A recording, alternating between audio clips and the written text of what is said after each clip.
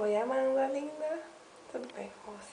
Sabe, fiquei pensando em o que te dizer, como falar. Semana longe de você tá sendo muito difícil, você não tem noção. Queria ver você aqui perto, sabe? Mas essa semana foi foda, foi muito foda. É mais semana do seu aniversário, amor. Então eu tô gravando esse vídeo, quando você voltar você vai ver. E hoje você fazendo 15 anos, tá crescendo, tá virando mulher. Porque eu só queria te desejar muita felicidade, tudo de bom, e muito juízo mesmo, viu? Tipo, eu te conheço não só 6 meses, sabe? Pouco, mas parece que eu te conheço há anos já, porque você me entende de jeito tão diferente, de maneira que só você me entende, sabe? Você me aguenta, você me aconselha, você me faz dar risada, você me anima. Eu tenho que agradecer por tudo que você tem feito durante 6 meses. E sempre teve do meu lado nos melhores momentos, também dos piores. Quando eu te amava na mensagem, amando, eu tô chorando. Você para, fazer tudo pra fazer rir.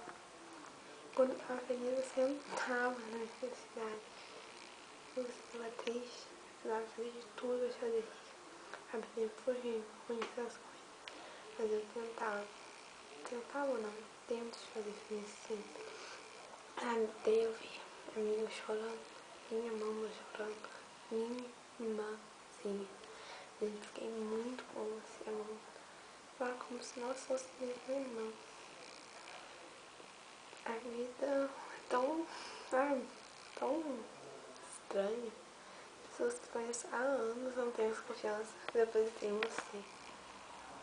É como se eu tivesse crescido com você, como você soubesse tudo de mim, eu soubesse tudo de você.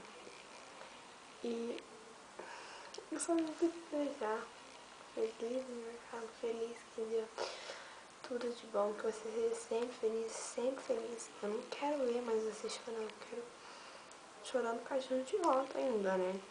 Eu quero ver você sempre rindo, com sorriso lindo, e você sempre me dá quando eu te abraçar de manhã. Sabe, me desculpa por te trocar, desculpa por te trocar, acho que você entende, sabe, né? Quanto que eu dei pra ter o que eu tenho hoje. Você é você, mano. Você tá sempre comigo. Essa semana hoje você nunca esqueci de você. Eu sempre entro no seu Tumblr, no seu Twitter, tudo perguntando de você pra mim. Eu não sei como ela volta. Sei que eu preciso da mão de você. Eu preciso de você. Eu não vou chorar. Eu não vou chorar. Obrigada por tudo, irmã. Obrigada por tudo mesmo. Te amo muito. Tiririca.